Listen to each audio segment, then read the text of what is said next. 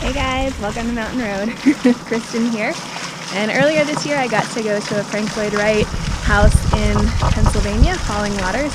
And today I am at Taliesin West in Arizona, in Scottsdale. So very, very different looking and excited to see how this one looks.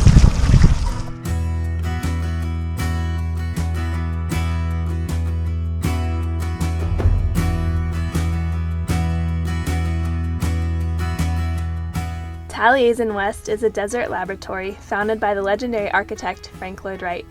Wright's main home, named Taliesin, was located near his childhood home in Wisconsin. The home's namesake is a Welsh poet from the 6th century AD, translating to shining brow. Later on in Wright's older years, when he grew tired of shoveling snow in the north, he made his winter home in Scottsdale at the base of the McDowell Mountains.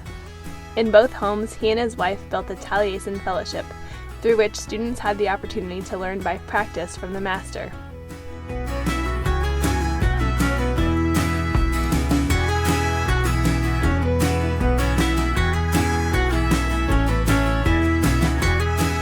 Native American petroglyphs, prehistoric stone etchings, were discovered in the landscape surrounding Taliesin West.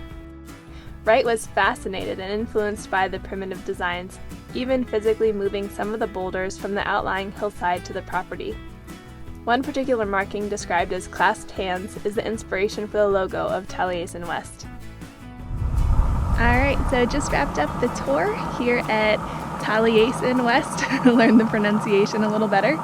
And it's fascinating. It's such a beautiful landscape, so different from Falling Water and the Pope Leahy House, which I've also seen in Virginia, here in the beautiful desert lands of Arizona, getting to see some cacti and some other local plants, and also the rocks that are indigenous to this landscape, built into the actual buildings.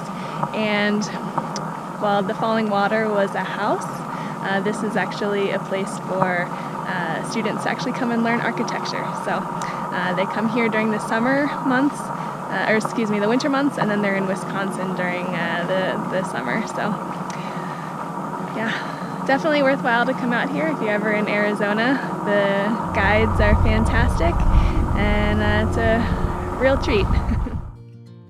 Next, I drove 45 minutes south to Gilbert, Arizona. Here lies 160 acres of land where hay is known to have been grown as far back as the 1920s. In the 60s, the land was purchased by the Johnston family, becoming a farm on which cotton and wheat was grown. At the turn of the 21st century, the family transformed the land into what it is today, a suburban development that maintains 12 acres of organic farming while offering a community garden to residents, as well as an elementary and middle school, senior living community, coffee shop, burger joint, and a creative space for a select group of artisans.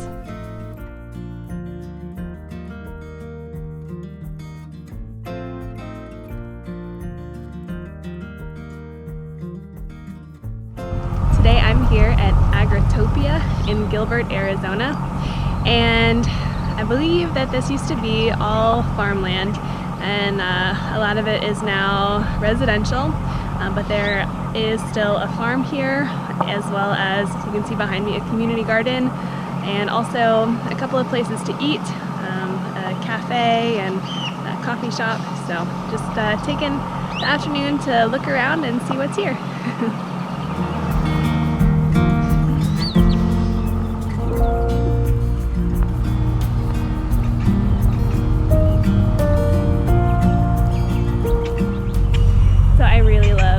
Gardens and small-scale farms.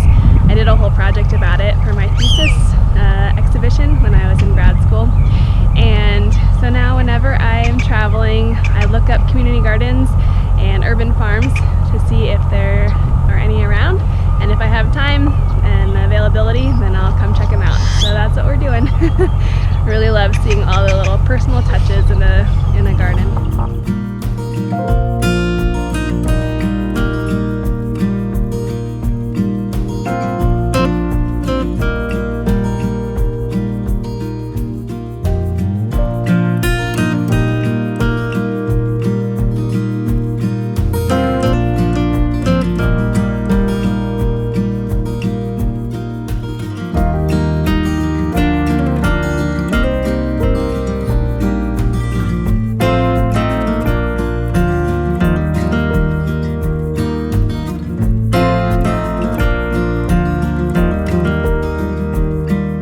For lunch, I visited Joe's Farm Grill.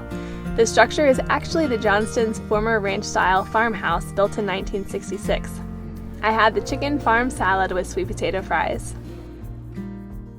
Returning to Scottsdale in the late afternoon, I looked up nearby parks and found the McDowell-Sonoran Preserve Gateway Trail. I stood completely in awe of the landscape with the dusty path and the incredible desert vegetation. There are tons of trails at the preserve, but I stuck to the short 1-mile Saguaro Loop Trail. Its name did not disappoint as I walked amongst the saguaro cacti soaring high in the sky when standing in near proximity.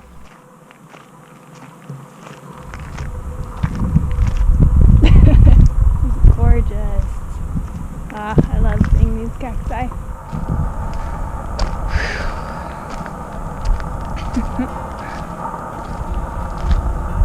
The next morning, I insisted that Wiehan get up early for a run at the park so that he could also see this amazing landscape. We arrived just as the sun was beginning to peak above the horizon, and he was struck by the park's beauty as well. Yeah. This brings us to the end of our 2018 Southwest adventures. We hope you enjoyed this little series, and if so, please give us a thumbs up and be sure to subscribe. It really helps us out. Thanks!